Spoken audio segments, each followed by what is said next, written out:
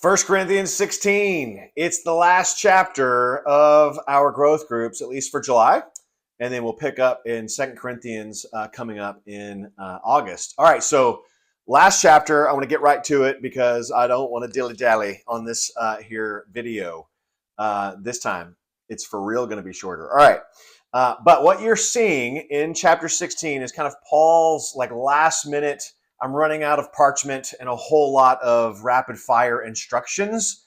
And then at the end, he starts writing with his own hand. And then it gets like really poignant and really Paul-y, it's pretty strong there at the end, where he says like, hey, it's me, I'm writing to you. And also, if you don't believe in Jesus, you're cursed. And that's Paul for you. All right, what do we have here? So I don't want to summarize too much. You guys will do that, I'm sure. I just want to get right to the questions that we need to ask, right? What does this reveal about God? What does this reveal about humans or me? And then since these things are true, what must I do? So a lot can be said, but I think a lot of the first part in this, right, about giving, he gives instructions on generosity, particularly about the church in Jerusalem. They were going through what could have been a famine. They certainly didn't have enough money to sustain themselves. And the church at Corinth was being instructed ultimately to set aside money so that when he comes through, he'll be able to pick up that stored treasure, be able to bring to those that are that don't have as much in Jerusalem.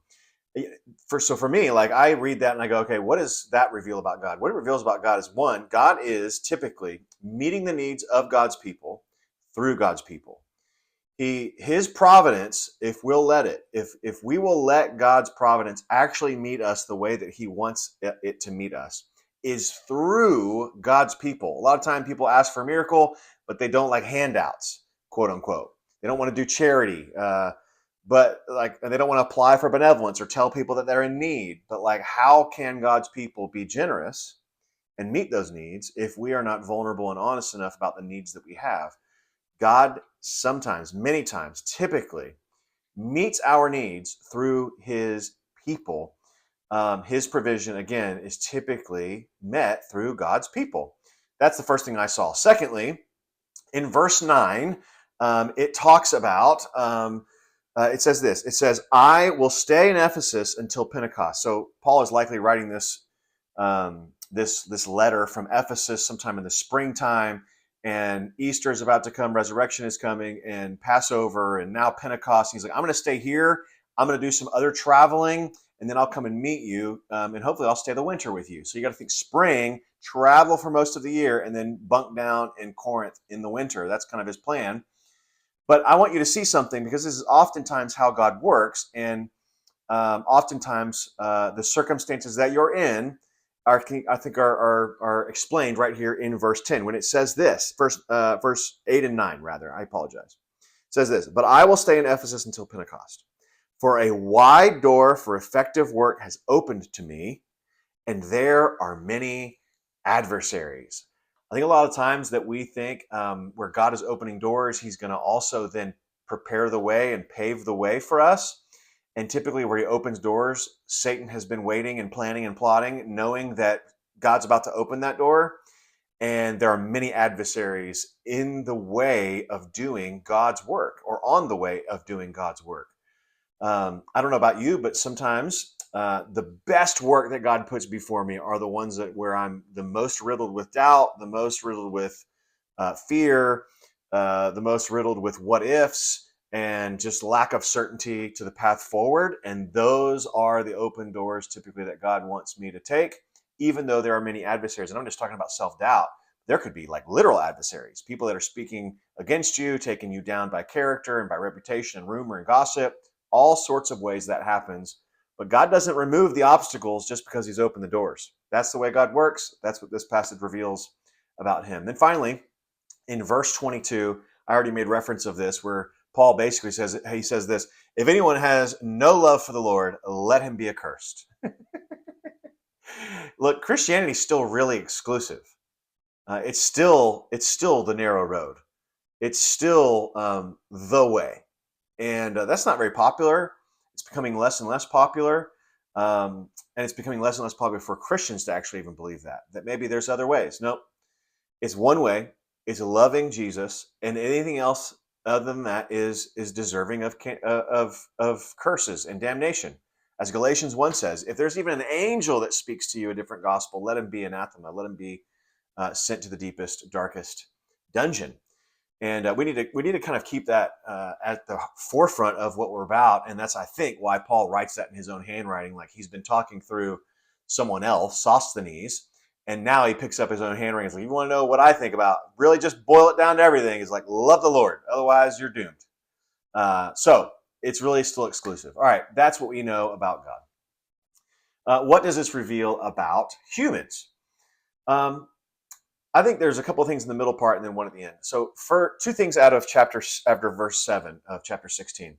One, it is good to pass through. Like Paul is wondering, like, I don't know how long I'll be able to stay. I want to stay for a long time with you guys, but if nothing else, I may have to pass through. But his desire is to be with his people. His desire is to be with that church in Corinth that he helped plant. It's good to pass through, but it's better to spend time with one another. I don't know about you, but schedules these days are typically very tough and difficult to carve out time to just be. Not just be with your family, but be with other people. Don't just pass through life on Sundays, neighbor groups, growth groups, as if we're just passing through the same event on a different week. I think that just kind of defeats the purpose of what we're up to. Instead, to be with people and to just be yourself with those folks and to simply be present and hear what's going on, or maybe you speak what's going on in life. There's a lot of beauty in that. And I say this typically at funerals, but and don't ever underestimate the ministry of presence, not fixing, not giving advice, just being with people. And Paul certainly had at the top of his priority list. The relational connections in this chapter are certainly a model for all of us to be believers with one another and to be siblings with one another. So that's the first thing I got. I think also in verse 7, right, we are all at the mercy of whatever the Lord allows. He says, I hope to spend some time with you if the Lord permits. And what we know is that the Lord didn't permit. What we know through the rest of kind of piecing together the New Testament is that Paul really was only able to jump into Corinth maybe one more time or two more times, at least that we know of, and not stay a ton of time there. And when he went, he saw and heard things that were deplorable and not good. And then he wrote a letter called the Severe Letter. 2 Corinthians mentions this. We'll pick up on this whenever we pick back up on growth groups. But it talks about a severe letter that he wrote to Corinth that we don't have a record of, that was scathing, apparently, and very harsh and very corrective. And then he kind of they apparently respond to that letter, and then he's able to write what we know as 2 Corinthians that's a little bit more soothing and instructive and encouraging. But he makes mention of it, like, I didn't want to do that, and how severe it was, and how he even apologized to them in that letter. And he didn't get to sit with them and stay with them. He only passed through, and it was really bad circumstances. But we're all at the mercy of what the Lord permits. We can make plans for the future, but we're really at his mercy, and we need to hold those things lightly, right? Finally, I think there's this beauty. What does this reveal about us? So in verses 15 through 18, you start to hear and see a list of other people that have been converted, and that conversion made a difference in their lives. All of a sudden, they became servants to the saints. Conversion always in the Bible talks about it yields the fruit of serving others, to pour yourself out for others. I think it's a really beautiful thing to pick up on. What must I do as a result? We know some things that's revealed about God. We know some things that's revealed about me. Now, a few things that we can do. First, in accordance with the first 4 verses of this chapter, we're very explicit about how to give. I think we can get some principles on our generosity back to the church. 1, give first. It says on the first Sunday or first week of the month. It's picking up on the first fruits. It's picking up on the first priority of your paycheck. It should be going to the church for various needs, including helping out those that are in poverty and widows and orphans and everything else that goes on with temple work or church work. Give first. Give in accordance with your income. It should be by percentage of some sort. As it says, as he may prosper is in the ESV. That's the bad translation. It's better translated to the extent that God blessed you, ultimately, to the extent that you have prospered, to the extent that you've been blessed. And then finally, it's in a planned and thought out way. It's not haphazard. It's not leftovers. I read one commentary that said, our giving needs to be right so that we don't give what's left. And it's a good summary statement of what this is saying here. And I think we all need to check that, especially in the summertime, as we probably are overextended with vacations and expenses and more food. Good gravy. These kids eat a lot of food in the summer. But nonetheless, we give first, we give thoughtfully, and we give accordance with our income, what God's blessed us with. Secondly, verses 13 and 14. What else do you need to summarize the Christian life? Be watchful, stand firm in the faith, act like men, be strong, and let all that you do be done in love. We talk about this at men's retreats and men's gatherings all the time because it does say act like men, but it's applicable to all people.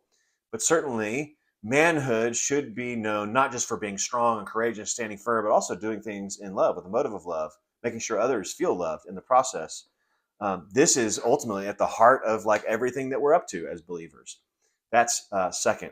Finally, in the last growth group video that I'm going to shoot for a while, verse 18, look at this. Verse 17, 18, I rejoice at the coming of Stephanus and Fortunatus and Achaicus, because they have made up for your absence, for they refreshed my spirit as well as yours.